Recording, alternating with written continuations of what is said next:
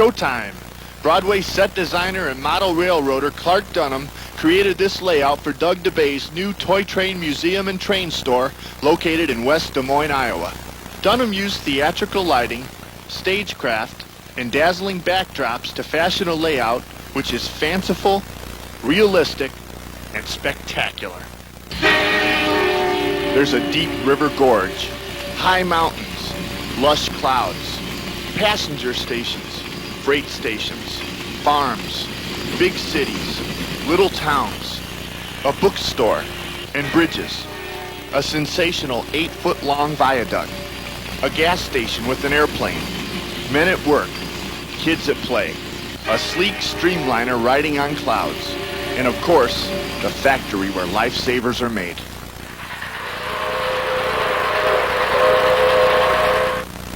Dunham's model world is semi-real and semi-fantasy. Often the two blend. I had this experience as a kid at the 1939 World's Fair of seeing huge trains passing over high bridges, only years later to remember that it was me as a kid looking up at O-scale trains. And I have tried to incorporate that feeling in all the layouts I've done that will be seen by lots of kids. In designing a layout, Dunham's first step is to arrive at the basic idea. What does the person viewing a model train think he or she sees? And I think that he or she sees what they saw in the catalogs that we as kids all looked at and yearned for. The backdrops suggest an Art Deco style of art, similar to the 1930 Lionel catalog cover. Taking items from the Lionel catalog, the Lionel factory, the Hellgate Bridge, and putting them into a fantasy landscape, which is behind a series of buildings which are clearly not real buildings, but which carry out that semi-real, semi-fantasy world that these trains fit into. The entire idea, in my mind, is to be playful, to bring only the good memories back, and to retain that child and young adult in all of us that is always there, which sometimes hides from us more than we would like it to.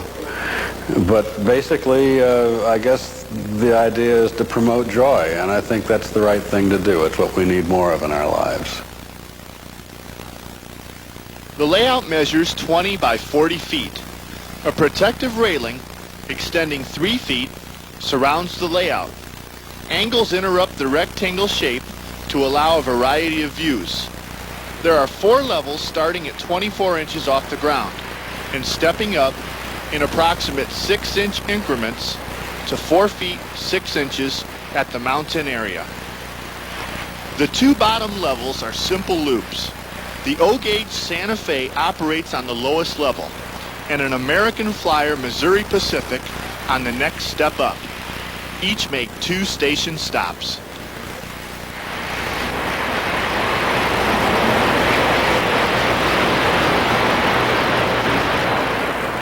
Four trains operate on the 3rd level. A Rock Island 040 switcher leaves its shed, goes behind the station, stops, and returns.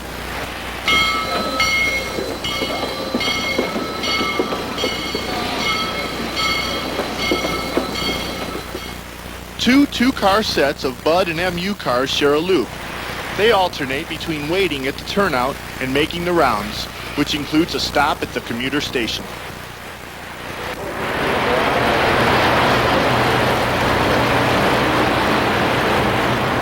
The 4th train on the 3rd level, a grain train headed by a Rock Island Jeep, travels a loop at the front half of the layout opposite the mountain.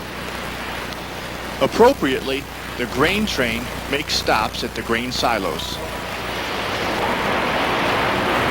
The top level has 2 mainline loops, 1 passenger and 1 freight. A Great Northern F3 diesel and a Wabash 462 steamer operate on the passenger loop. 2 freights, one headed by a Southern Pacific switcher, and another by a Chicago and Northwestern Jeep occupy the freight loops. There are 4 main levels, but that 4th level actually represents 3 levels. The main upper level of the layout is a triple figure 8. And each time it crosses itself above itself. So it starts out at 3 feet 3 inches at the front of the layout and winds up at 4 feet 6 inches at the back of the layout. The bottom 2 levels, those most likely to be viewed by little people, are the most fanciful. The upper levels, those which will be seen by adults, are the more realistic. But there's fancy there too, to help transport the adults back to when they were dreaming about toy trains.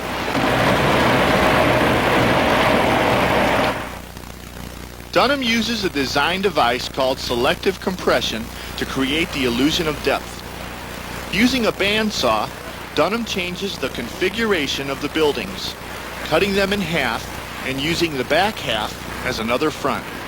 By reducing the depth of the buildings, more space is allowed for the trains. And by reusing the back portion, you get more buildings out of the same number of kits. This K-Line airport hangar is a good example of selective compression. The kit is cut not quite in half, so both buildings have slightly different dimensions. And then it's laid up against the cloud background. We find also that sometimes backs of buildings and parts of other buildings wind up mingling later on to form other parts of a backdrop. Around on the other side, there's a flyer station and a complete city behind it that occupies only 4 inches. The modified buildings blend into the backdrops, which extend the illusion of depth. The backdrops also help hide the visual lulls between the different levels. The bottom 2 levels are separated by a backdrop of skyscrapers and clouds. The backdrop rises above the S-gauge track so that the Missouri Pacific and the entire upper portion of the layout appears to be floating on clouds. It lightens the look. It increases, I think, a sense of playfulness with the layout and underlines the sense of fun and fantasy that I think we all feel, that I certainly feel about all of these things that we do. The Broadway musical always strives for a spectacular opening, something that will grab the audience and rivet them to their seats. Dunham has brought that Broadway tradition to layout building. Upon entering, the first thing a visitor sees is the giant Lifesaver factory. It's set against a dramatic 6-foot-tall backdrop of smokestacks, belching thick white smoke against a rich blue sky. It works. People stop in their tracks. Originally, the Lifesaver factory was a scale architect's model of an ammonia plant which Doug purchased at auction. Rather than keep it a drab and dull and environment-threatening ammonia factory, Clark painted it bright colors and turned it into a delightful Lifesaver factory. Eventually, there will be Lionel Lifesaver tank cars parked on a siding in front. Dubé's proposal, received by Dunham in March 1992, included a well-thought-out list of specs. Among Dubé's requirements were the trains be Lionel, 4 seasons be represented, Dubé would supply the track and a number of structures from his collection, plus the size, cost, completion date, and that the layout conform to museum safety standards. The truck arrived at 9 o'clock on a Monday morning. The entire layout was standing as you see it, minus the railings and plexiglass, at 5 o'clock that evening. 6 weeks to build the layout and 1 day to install it. That seemed fast to us, but after we saw the videotape of the installation, we understood how Dunham and his staff get things done so quickly.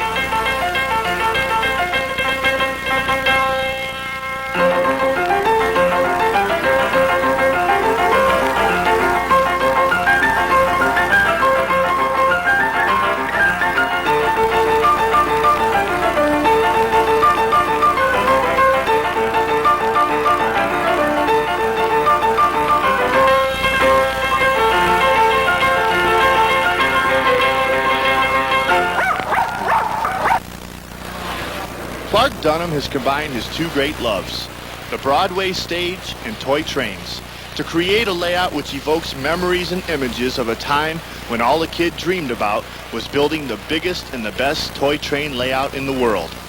And maybe, just maybe, this is it.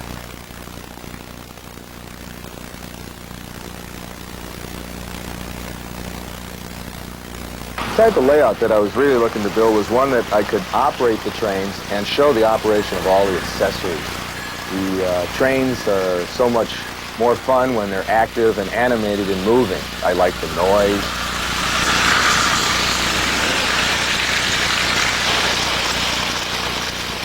The layout basically allows me to collect the items that I like, to display the items that I like so that the stuff is there to be seen by myself or anyone else who comes to visit.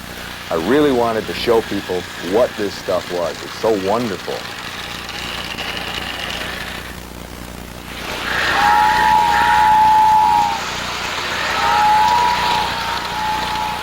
So the department store or the store type layout where you can put the pieces out is really what I tried to do. I like to operate the accessories, get the trains running at all times, which is just a lot of fun.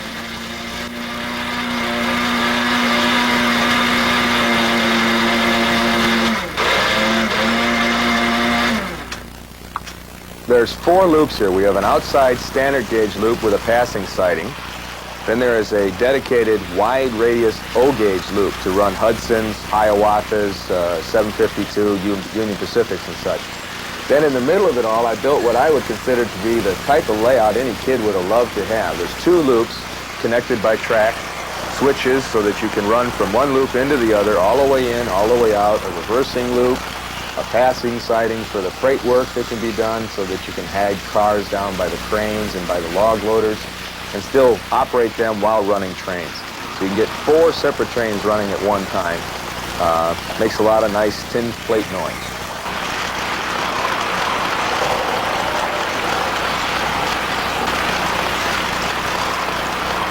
Well, right now I'm using 2 ZW-type transformers, a 275 watt, and 2 early Z-type transformers. The early Zs tend to produce a little more power, and with the amount of lighting I'm using here, I need their extra effort, extra electrical, availability to keep up on the layouts. The switches, I'm running a set of, 1 set of wide radius O-gauge switches and 6 pairs of standard O22 type switches, which allows me to take and pull the trains in and out of the center loops and off and on.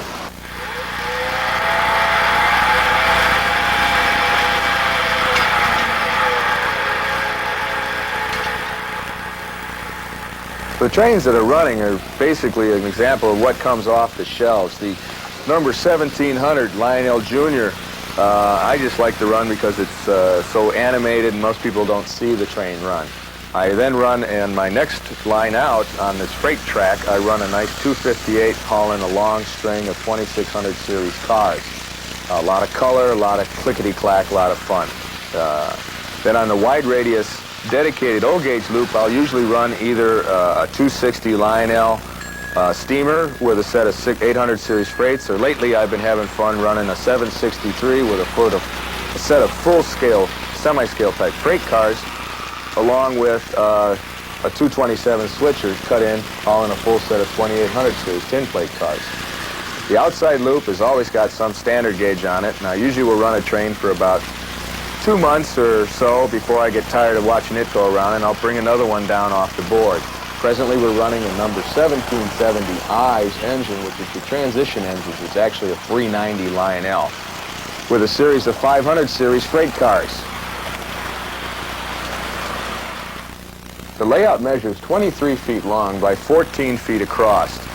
It's set into a basement, pretty much takes up a wall-to-wall type of an arrangement.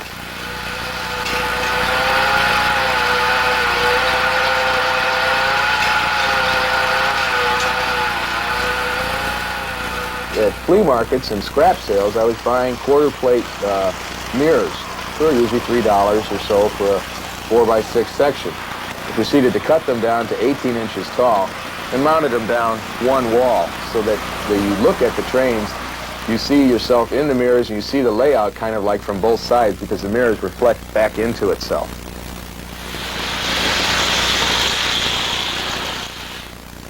the first thing I do when I buy a train is I'll bring it in and I will spend usually a week to 2 weeks tearing it down, getting it mechanically sound again. If it has a problem, I'll repair it.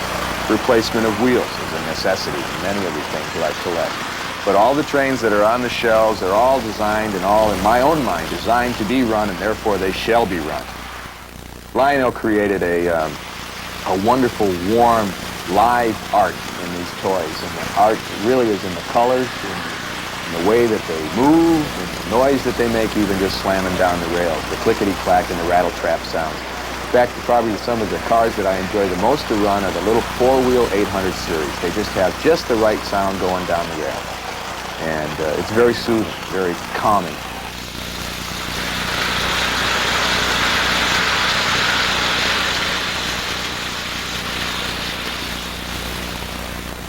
Even after all this time of, going on almost 9 years of collecting with a fever, I still get nervous and I still get a little sweaty palms when I'm getting into a deal, because it's something that, it excites me, it makes me feel good, and I enjoy it.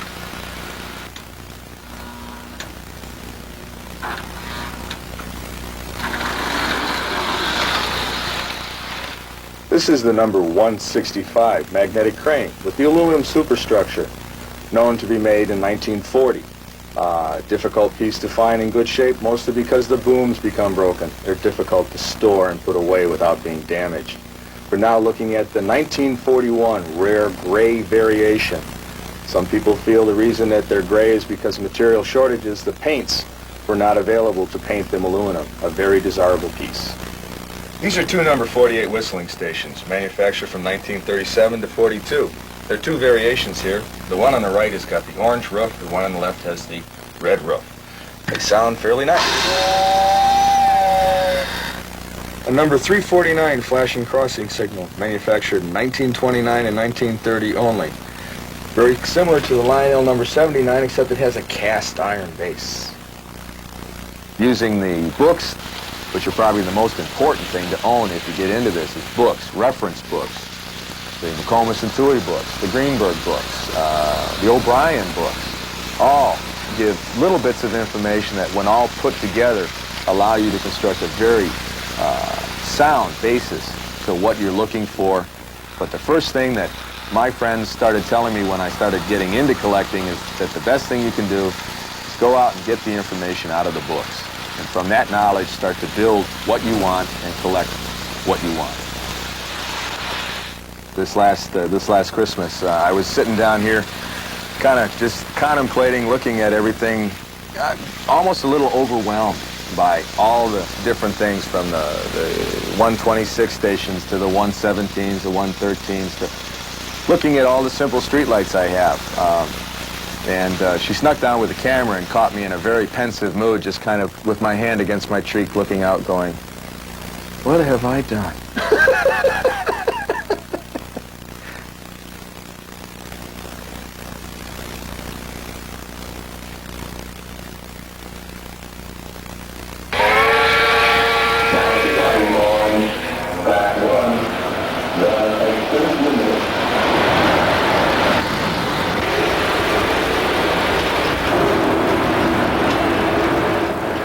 In 1987, Ron Zweig was in the market to buy a house. Walt Carer had his house up for sale and was being told by his real estate agent that his partially built O-gauge layout would have to be torn down. Fortunately, Ron and Walt met.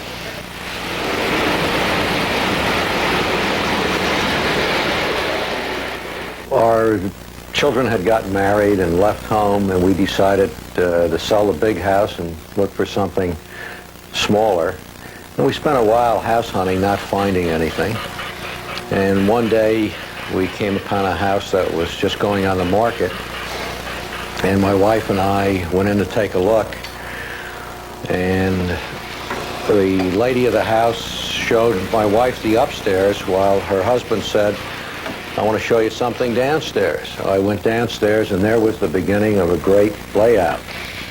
35 years ago, a similar thing happened to Ron. He had completed the bench work for an HO layout, but before he could finish, he had to move. When he saw Walt's layout, he smiled. and thought how life has a nice way of evening things out. So I came upstairs and told my wife we ought to buy the house. She said, but you haven't seen it. I said, well, I've seen enough. And she liked the upstairs, and we made a deal. For Ron, this was an ideal situation. The part of layout building Ron liked least, the bench work, had already been masterfully done. And the part of layout building Ron liked best, creating scenery and building structures, had not been started. And Ron found more than a layout. He found a new friend. Walt eventually bought a house about a mile away. And every Tuesday night, Walter comes over and helps me work on the layout. And he claims he has the best of both worlds. Now his layout is continuing, and yet he doesn't have to do all the work. We'll start our tour at the Roundhouse. The Roundhouse is a Korber kit. Sooth smoke units, the same units used in Williams and Weaver steamers, produce the smoke. The turntable is a 105 scale-foot diamond structure kit. The power feed comes in through the top rotating bracket, just like on real turntables.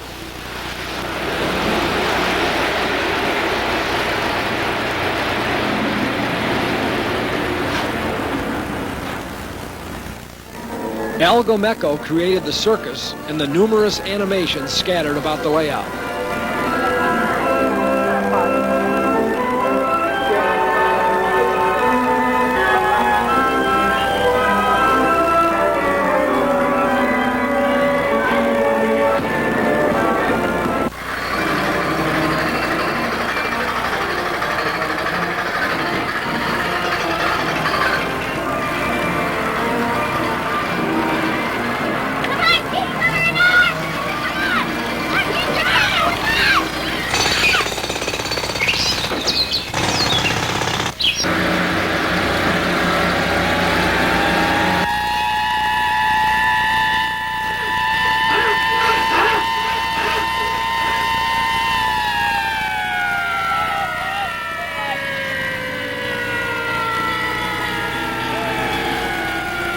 A Lionel 785 Hudson pulls a line of finely detailed scale circus cars made by Dave Reichart of Wilmington, Delaware. Ron replaced the scale trucks and couplers with Lionel trucks and couplers.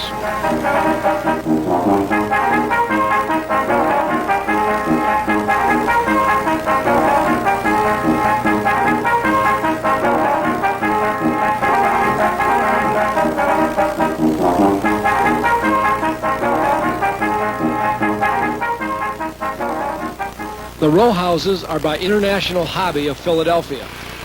There's a park in front of the row houses surrounded by a trolley line. The 3 Bowser trolleys are controlled by relays and take the folks from the neighborhood to the downtown shopping area located at the other end of the line. It's the 50s, before shopping malls, and the downtown business district is alive with activity. There's the first comical bank, Harry Moovall the barber, an outdoor cafe, a man getting his shoes shined, and another hailing a taxi. For the swells, there's the Swank Club Royale Hotel, scratch built by Ron and featuring fine detail right down to draperies in the windows. The other buildings are scratch built using Korber fronts. A 115 Lionel City Station, reminiscent of the Pennsylvania Railroad station in Newark, and 8 156 station platforms make up the passenger area on the lower level. 4 156 station platforms take care of the passengers on the upper level. The illuminated headlights and blinking turn signals add a nice touch of realism to the traffic scenes. The headlights are grain of wheat bulbs, and the blinking effect is achieved by installing an electronic circuit.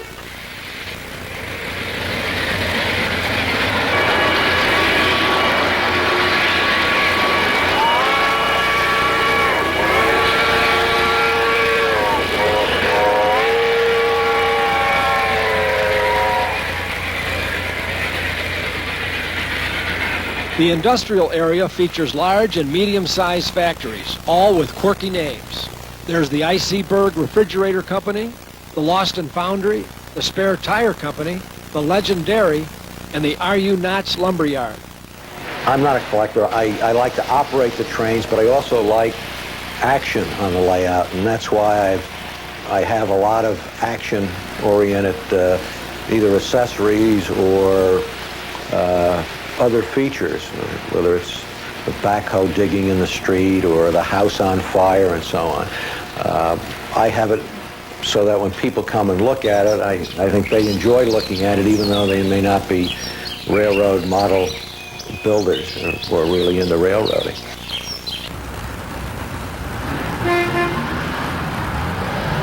It's a fun layout, and there are a lot of hidden things on it, and people sometimes look at the layout 2 or 3 times before, and they're always discovering things on it that they missed the first time around, which is the fun of it.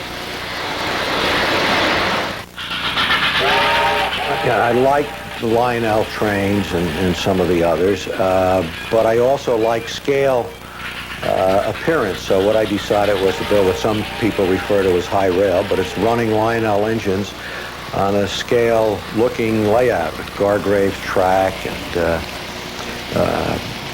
scale-type scenery, scale-type structures.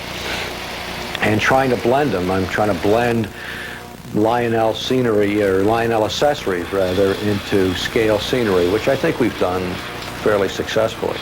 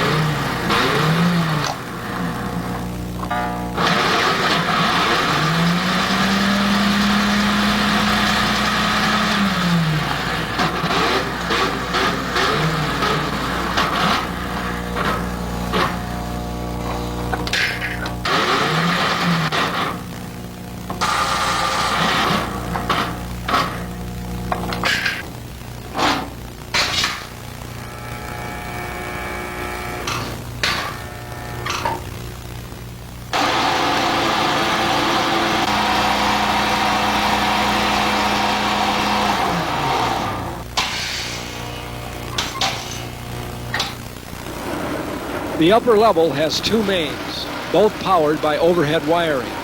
The lower level has 3 mains, all with sidings. 4 of the 5 loops are controlled by 24-volt relays. Relays also operate the crossing gates. 3 ZWs power the 5 mains and the trolley line.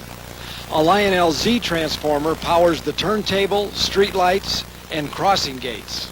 I run everything from some post-war pieces to all the newer things, the new scale Hudson,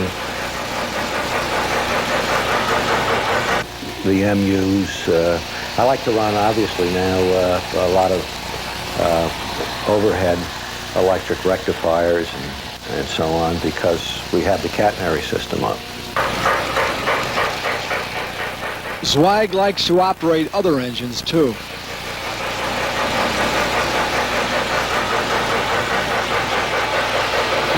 Now everybody on that one, the express limit.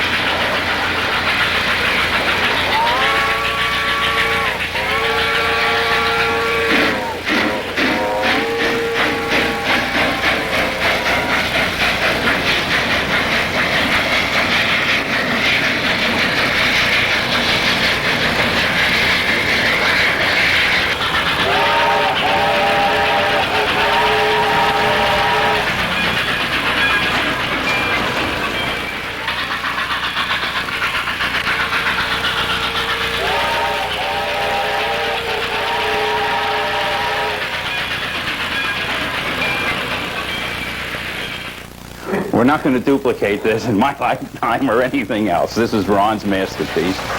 The dictionary defines masterpiece as a work done with extraordinary skill and exceptional artistic achievement.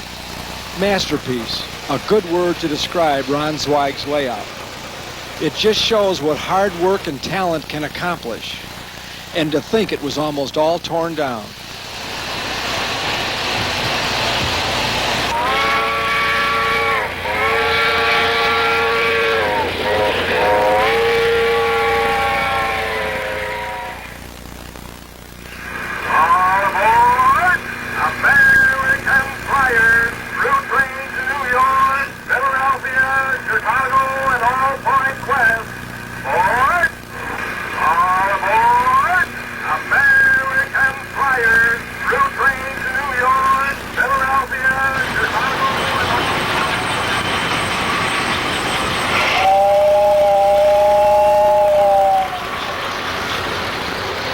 Bruce Lawrence started with a small American Flyer S-gauge layout.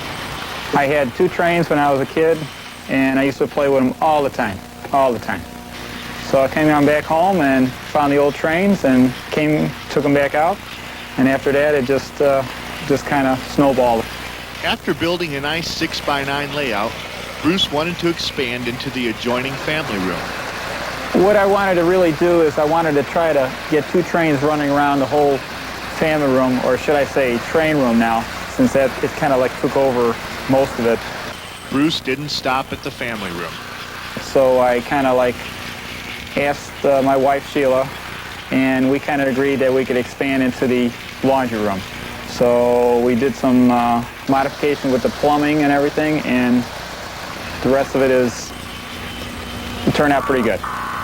So what we have here is a layout which started on a 6x9 plywood table, then expanded out along the wall of the family room, over the side entrance stairs, to an oil field above the lazy boy, over a Gilbert erector bridge on the mantel above the fireplace, past the industrial area next to the bookcase, through a tunnel into the laundry room, past the dryer, workbench, and washing machine, through another tunnel, over a permanent bridge which has to be ducked under each time you enter or leave the laundry room, and back to the original layout. We think Sheila is a very understanding wife. A very most understanding wife.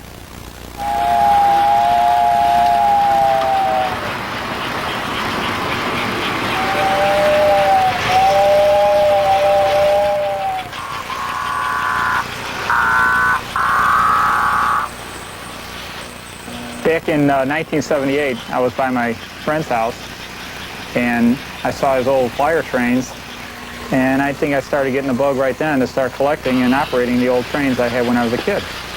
I'm pretty much loyal to Flyer right now. Nothing beats good old 2-rail track. That's the way trains supposed to be run. I got a lot of friends that are Lionel collectors and operators. I don't know. We all have our own fun, okay? That's the main thing. I'll stay out of that one.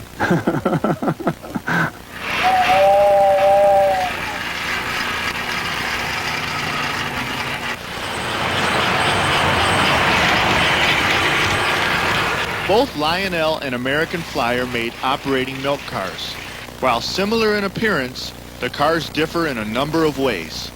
American Flyer's milkman is black. Lionel's cream. Lionel has 1 opening on each side. American Flyer, 2. And on the Lionel car, the cans are loaded through an opening on the roof. You load the Flyer car by opening a door and dropping the cans down a ramp. But in spite of these differences, both cars have one thing in common: erratic performance.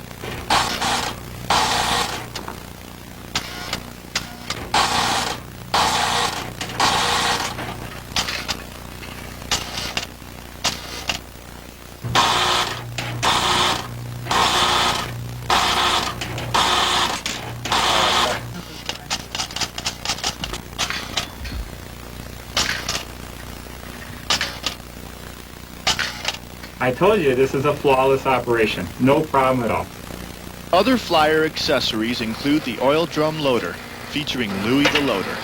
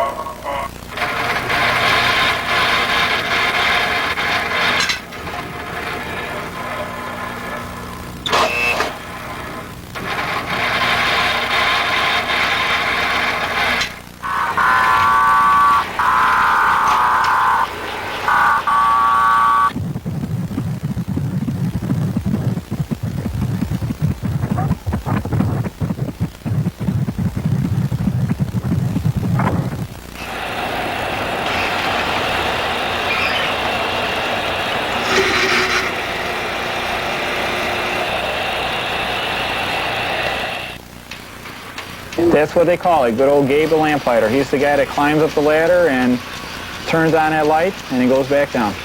It has, in the last few years, become a very, very desirable accessory. Lately, I've been seeing some of the Gabes going from $700 up to $1,000. You are paying for the rarity and also the quality, too. But I have mine on the layout. I don't want to see it in the box because then I'm not going to have any fun with it.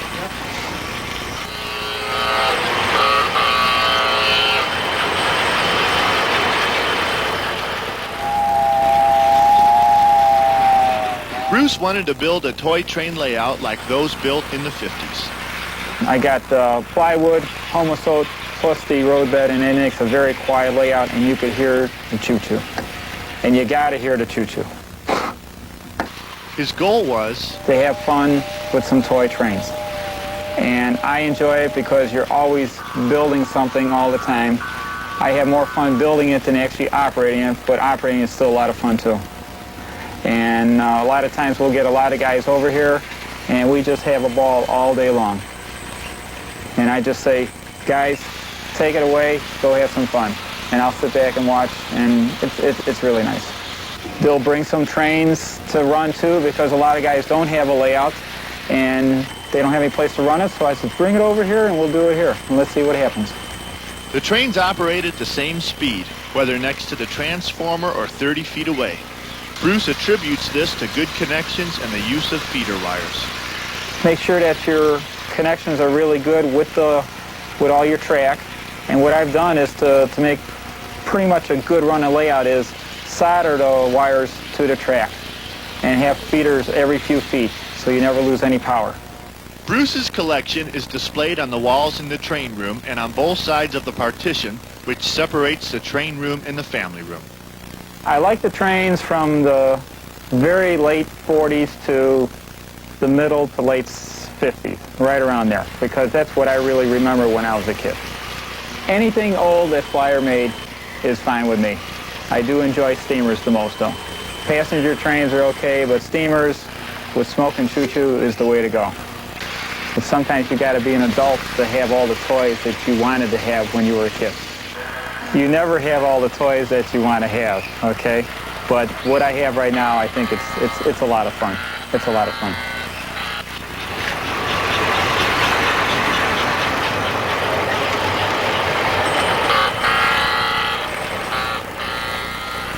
All this started 12 years ago.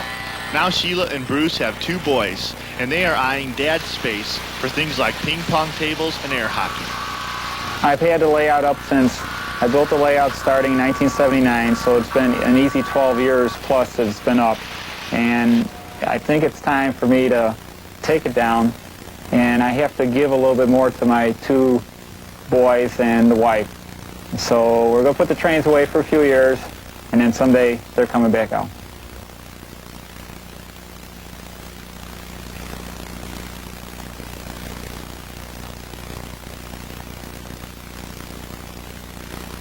Michael Premack receives, as almost everyone does, telephone calls.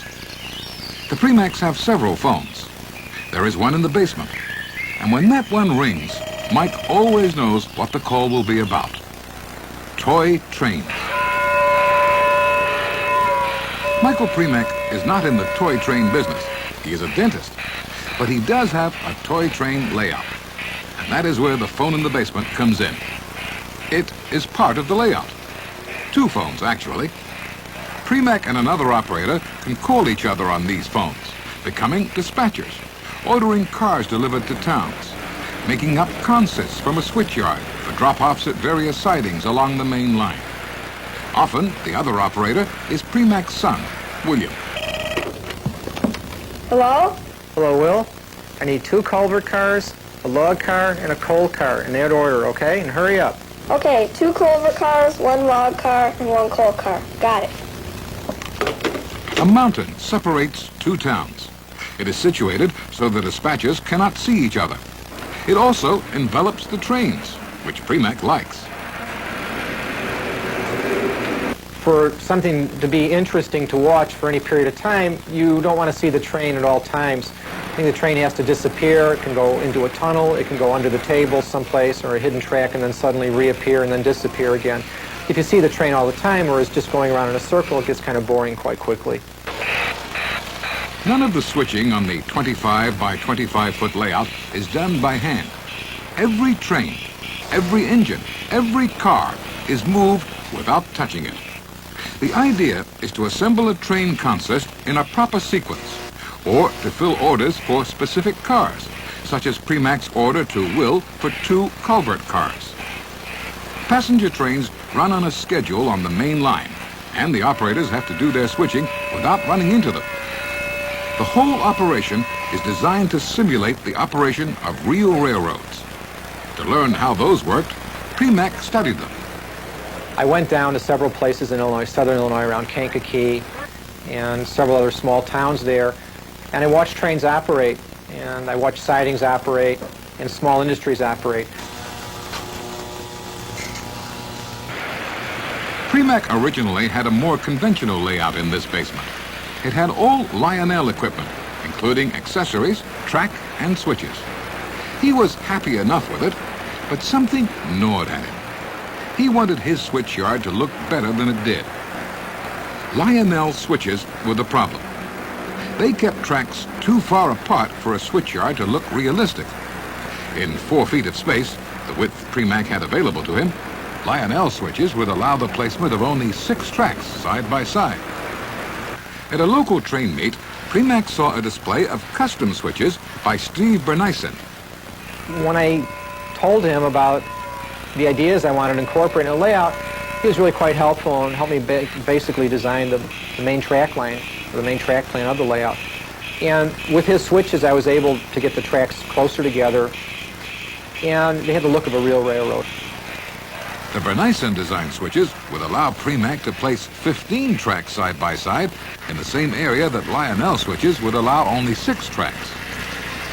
With the switch problem solved, Primac could turn to scenery, much of which is rather striking. The mountain, partly crafted out of dental plaster, looms over the 2 towns, one called Hillside and the other Heaven, so named because that's where Mike's wife says he is when he's playing with his trains. A deep river gorge is spanned by a trestle bridge that offers the kind of dramatic vista usually associated with HO layouts. Primac achieved this scale look by building the mountain from the ceiling all the way to the floor, not stopping at table height like most tin platers do.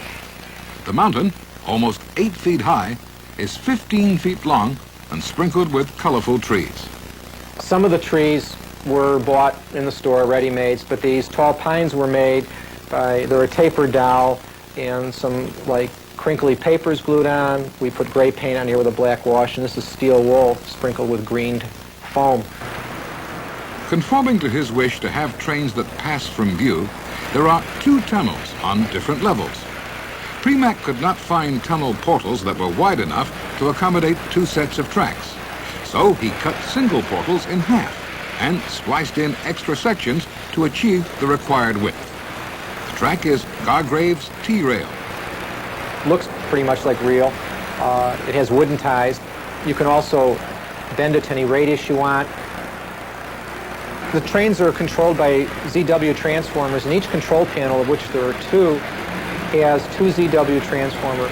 Each ZW controls one of the main line and the yard. This is a double main line layout, and each main line is capable of running about 3 to 4 trains. There's a block signal system here that works on relays.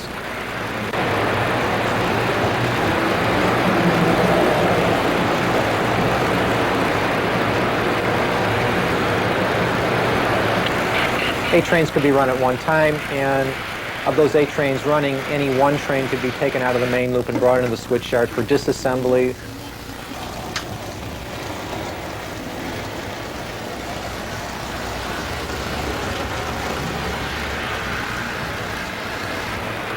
There are some sidings on the layout that store things. We have a snowplow on one siding over here. There's a logging siding.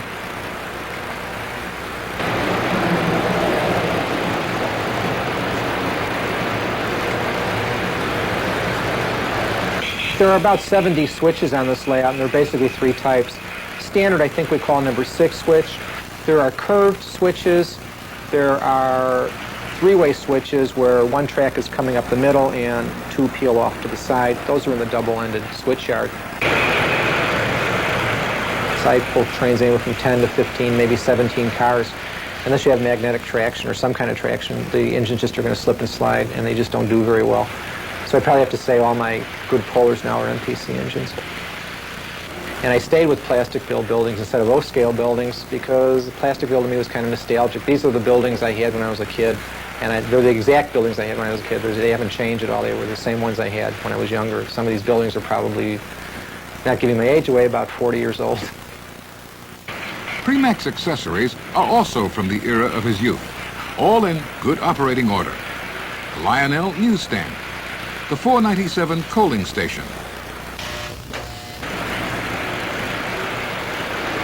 the microwave relay tower, the 456 coal ramp, the operating horse car and corral, the rear floodlight tower, the 342 culvert loader, the radar antenna, the 345 culvert unloading station,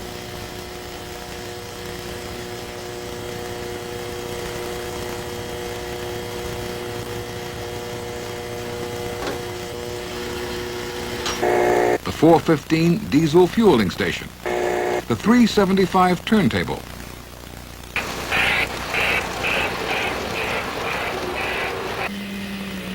the rarely used transfer table.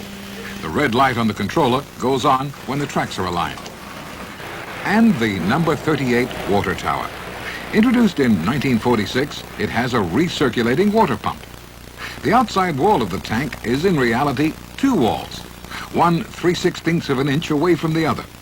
The area between the walls holds about the same amount of water as a reservoir under the roof. This reservoir is hidden from view by the slant of the roof.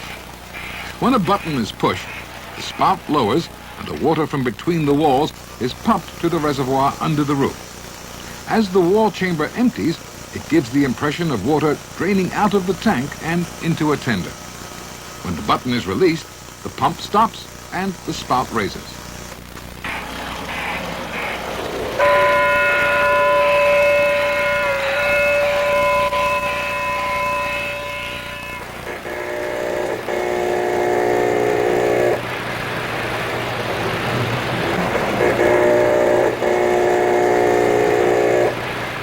This is a superb layout, although Michael Premack would like to add some scenic backdrops, and perhaps this and that. I don't think a layout's ever finished. I think there's always something you can find to do on it, and that's probably half the thrill of working on it. There's always something to do, and I think if you were really ever satisfied 100% with it and all capabilities and operating characteristics, I don't think you'd be very happy with railroading. I think that's the time to throw in the towel and say, well, that's it, I've done it all. And if you can say that, then I think you better start looking for a new hobby.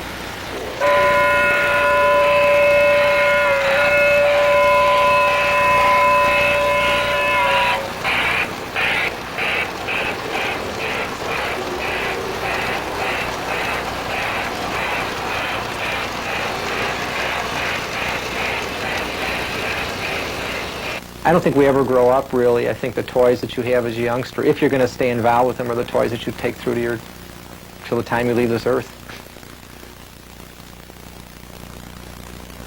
Oh, listen to the jingle, the rumble and the roar, as she glides along the woodland to the hill and by the shore. Hear the mighty rush of the engine, hear the lonesome hobo squall, riding through the jungle on the Wabash Cannonball.